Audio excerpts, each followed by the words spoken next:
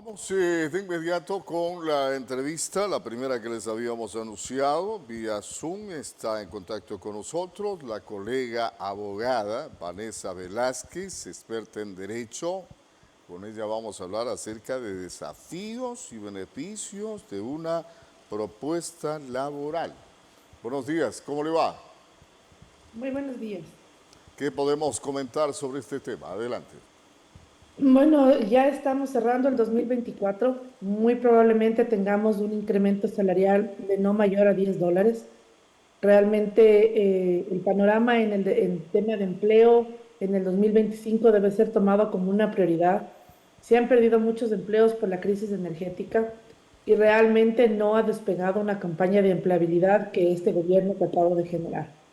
Será muy interesante que todos los ciudadanos nos preocupemos de revisar qué es lo que nos dicen los candidatos en las propuestas para ser tomadas en consideración, porque yo creo que el clamor ciudadano y de las mayores preocupaciones que tenemos hoy los ecuatorianos están en la seguridad y en el empleo. Es muy complejo hoy buscar empleo en el país. Las pocas oportunidades de empleo que se generan a través de vías informales, a través de la solicitud de facturación. Y la única forma de ir erradicando esa informalidad es, número uno, el control del Estado a través del Ministerio de Trabajo y del Instituto Ecuatoriano de Seguridad Social, pero también la posición de aquellos que soliciten empleo, de saber que tienen derechos y estos derechos no pueden ser conculcados. Tienen derecho a un empleo formal en el que estén afiliados a la seguridad social, en el que tengan los componentes de 13º y 14º, un poco para ir desmitificando que hoy en el Ecuador solo se puede trabajar con factura. Yo creo que es lo más importante que debemos tomar en consideración y por eso se apunta que en realidad el Consejo Nacional de Trabajo la semana anterior no logró tener un acuerdo.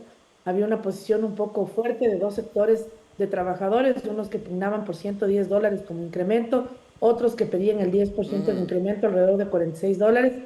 Y por su parte, los empleadores que dicen e indican que no podría ser un incremento mayor a $6 o $7. Yo creo que ahí la ministra de Trabajo anunciará ya después del 20 de diciembre cuál es el valor que se va a incrementar el salario básico y eso también impactará en la posibilidad de encontrar empleo en este país y que con caras de una elección en febrero del año 2025 tenemos que estar muy conscientes de que si no nos sumergimos en una reforma estructural, no vamos a poder tener un cambio importante respecto de la empleabilidad en nuestro país. A ver, claro, esto de revisar el salario cada fin de año con miras al próximo, obviamente siempre ha sucedido lo mismo, pues en la mesa los representantes de los trabajadores no se ponen de acuerdo con los empresarios y termina decidiendo el Ejecutivo a través del Ministerio del Trabajo. A ver, en esta ocasión, como en otras, uno de los aspectos por los cuales van a insistir en convencer a la gente, los candidatos, es ofreciéndoles plazas de trabajo, ofreciéndoles trabajo al pueblo ecuatoriano. Algo que se ha venido manejando en las campañas electorales, pero que no se ha cumplido hasta el momento. ¿Cómo estamos con el marco legal laboral en el país en consideración de que quienes invierten, especialmente los inversionistas extranjeros, deben tener las suficientes garantías en el ámbito laboral para poder, obviamente, ubicar sus recursos en el Ecuador? Mire, lo que ocurre es que el país tiene una suerte de inseguridad jurídica.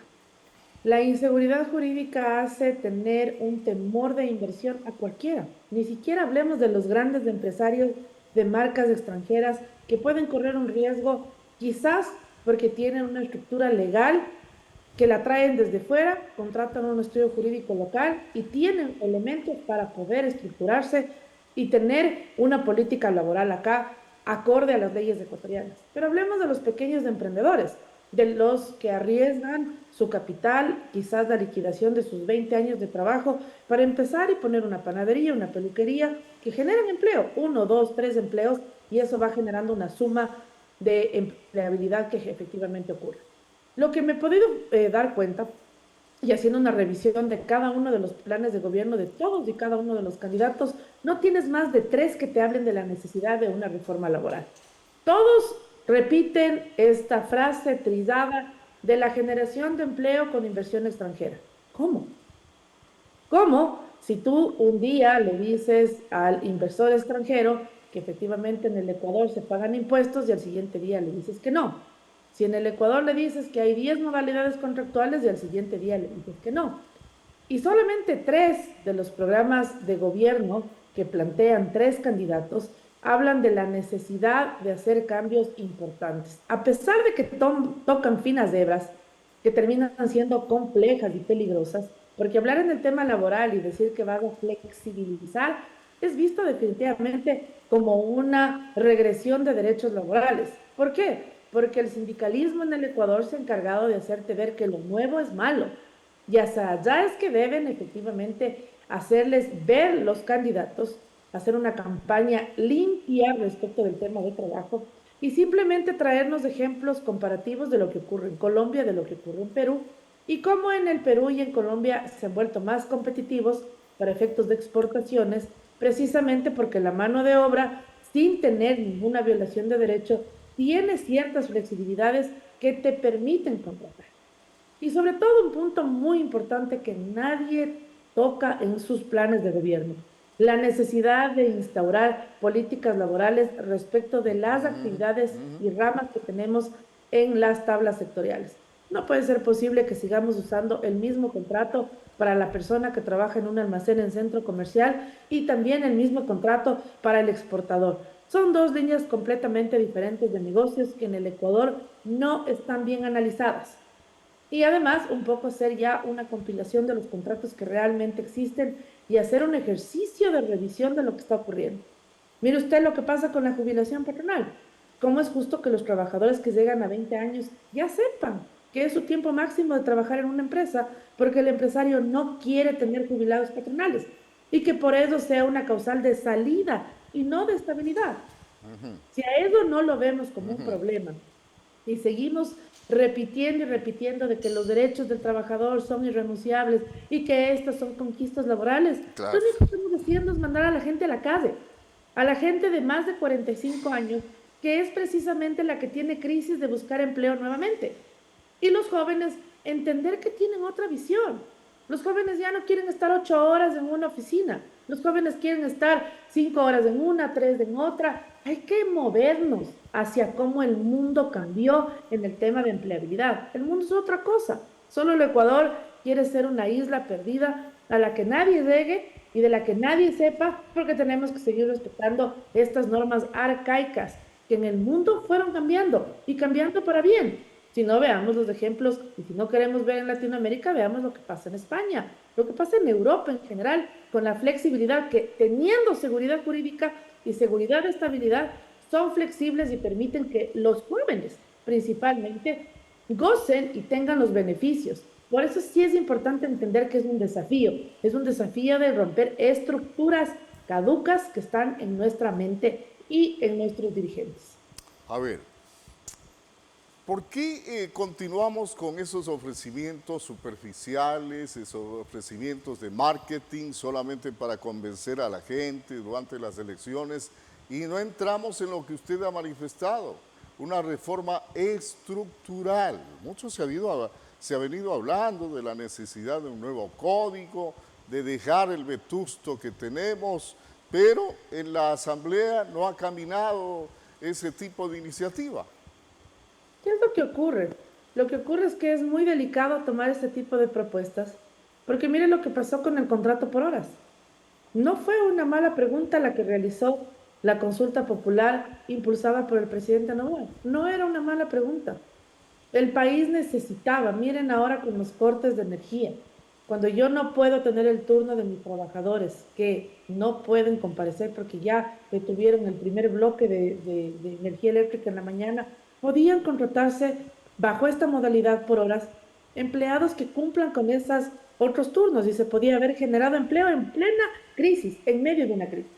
Mas, sin embargo, este contrato por hora sufrió este estigma de haber sido eliminado en la consulta popular del 2008, así como fue la tercerización y la intermediación.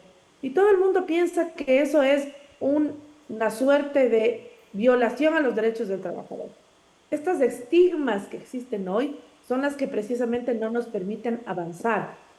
Tuvimos que migrar al teletrabajo sin saber leer ni escribir, ni cómo funciona, ni cómo se hace, ni para qué. ¿Por qué nos ocurrió eso? Precisamente porque no teníamos legislación en teletrabajo acorde a lo que ocurría en el mundo.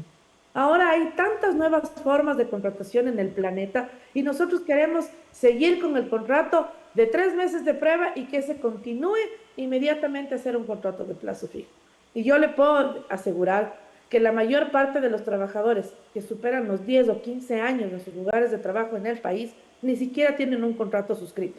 ¿Por qué? Porque lo que ha marcado esa relación laboral es una suerte de productividad, efectividad, lealtad con su empleador y son aquellos trabajadores que han permanecido durante todos estos años trabajando sin contrato. Pero se nos hizo creer que si no hay un contrato con una estabilidad reforzada, el empleador tiene que cambiar eso porque el trabajador está perdiendo sus derechos. Todo eso hay que desvirtuar, romper, quitar el estigma, porque si continuamos así, lo único que vamos a hacer es que la informalidad crezca, crezca y crezca y simplemente nosotros no tengamos sino que acostumbrarnos a trabajar en informalidad. Bien, gracias por haber estado con nosotros, abogada Vanessa Velázquez, experta en Derecho, desafíos y beneficios de una propuesta laboral a propósito de la campaña electoral. Bien, vamos a una breve pausa, regresamos con más.